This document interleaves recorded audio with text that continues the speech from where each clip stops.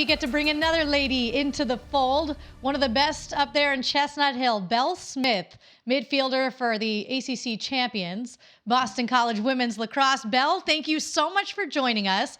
I know last night was a really cool night, getting to watch the selection show and figuring out what your seed was going to be and who you're going to play. So when you guys are sitting there, initial reaction when you see the bracket unfold is what? We were excited. I always say the bracketology is always one of my favorite days of the year. You never know what's going to happen, and no matter what you think, yeah, it's always different. So we're just grateful that we're a part of it. There's so many great teams in these brackets this year, so we're ready to compete, and we'll take whatever road they give us.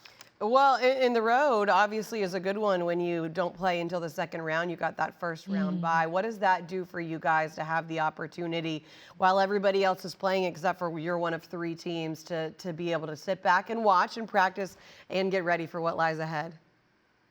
Totally. A bye is great, and we're grateful for it. But at the same time, these teams have games on Fridays, and we don't. So that's one edge they have on us, right? Is they're competing against other teams at the highest level. So we have to bring that competition to practice every day. We always say if we're not present today, then how are we supposed to win on a Sunday or a Friday? So our focus is to be present on every single practice day, compete just as hard against each other, and get better. So we're grateful that we have that bye, and we're playing on Sunday, but we're fighting each day to prepare for a Friday game. That sounds like Coach Acacia Walker speaking through you right there. I know she's said that more than one time, a time or two. Okay, if you're talking about competition at practice, what's the most competitive thing that you guys do out there that genuinely gets really heated? Yeah, BC practices are definitely competitive, and I think it's really special. Definitely gets heated sometimes, but that's part of it. In the best We've been way. doing yeah, we've been doing USA drill this week, and we split the teams in 2, and we did best 2 out of 3 every day. So that's getting super competitive. It's just offense to defense transition. So that's a real competitive one. There's always a few bickering moments during it, but that's all part of the competition that we love and we live for here. Belle, to come into this with that competitive mindset, I mean, I feel like it's something that's been established at Boston College. You're going to have an opportunity to potentially play in a 7th ACC championship, an NCAA championship in a row. You guys are back in the tournament again. What is it like to be a part of that program where the expectation is you got to come out and take care of business every day, because everybody knows what you've done in the past, and it doesn't matter unless you prove it going forward? Yeah, it's great. That's why I came to BC. I wanted to be part of this national championship team. But at the same time, we've been focused a lot on this year of not focusing on the past. We always say at BC, especially this year, that past success doesn't dictate future success. So even going into that ACC championship or in the ACC tournament in general, right? Just because we won it last year, by no means does that mean you're going to win it this year. The ACC is a battle every year. We have incredible competition. But like I said, we live for that. So the pressure's there. We welcome the pressure, but we're staying present and staying hungry.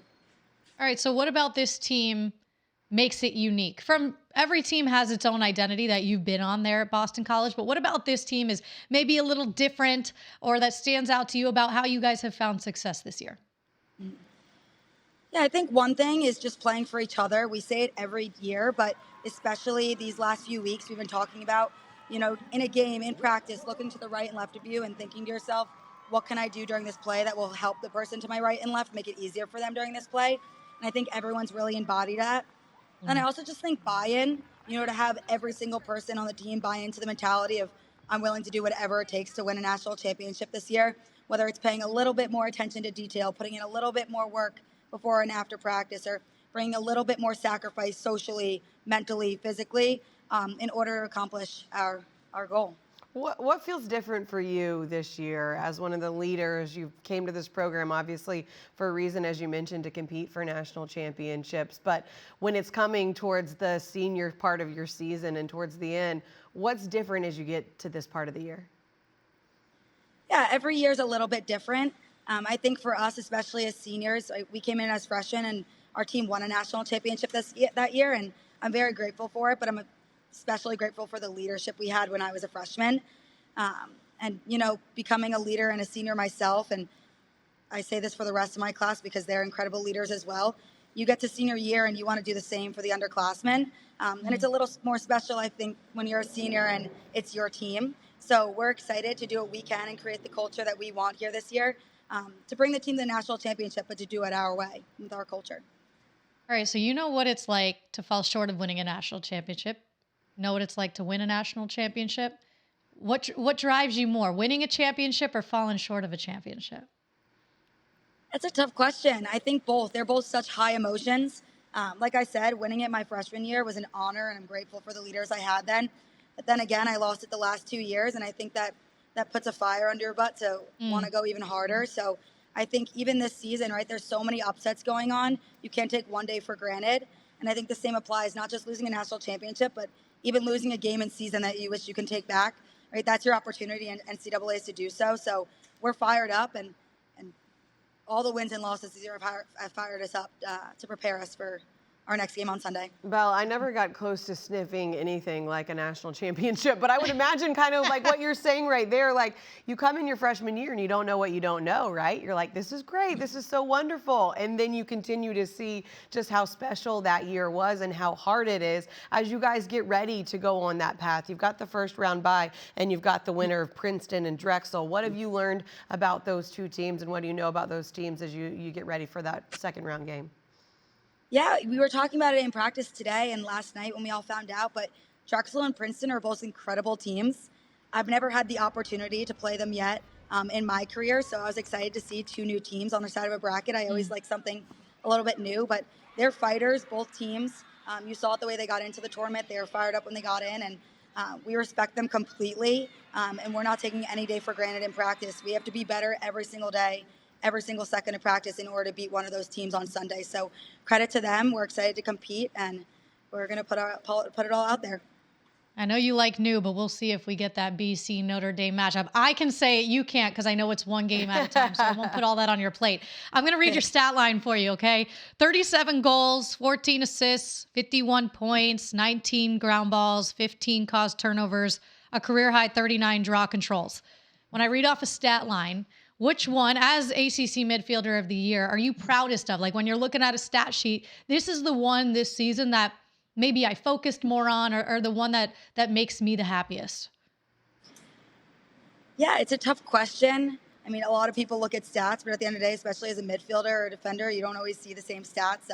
I think draws are incredibly important. It's a huge focus here at Boston College, right? You can't win a game if you don't have possession, and that's all stems from our draw team. Credit to them. I've joined it this year, but we have so many leaders on that draw team that have helped me this year.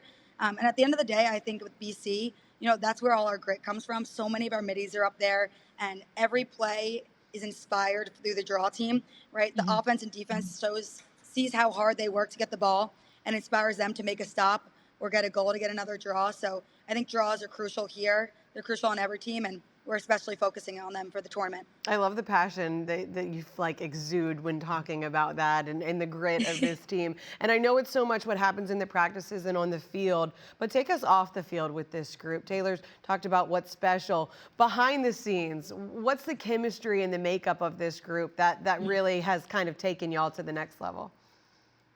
Totally. We are all such competitors. You don't come to Boston College or any ACC team if you're not. But I think off the field, it is just such a tight-knit group. And you hear it from a lot of teams, but I think the culture at BC is just different. I've said it since I committed here. It's a reason I came here. And, every single girl on this team is willing to do whatever it takes, like I said before, to make the person next to them better, whether it's a better person, a better player, a better competitor. And it's just fun, right? We don't have any reason to not want our season to continue, right? We want to go to the end because we want to be here for as long as we can. We have so much love on this program, and I just can't wait to see where it takes us. All right, lastly, I mentioned earlier, this sounds like your coach, Acacia Walker, speaking through you, because I can hear some of those coach speak phrases. Give me your one quote from Coach that stands out to you that she says all the time that you're going to hear for 20, 30 years forever from now.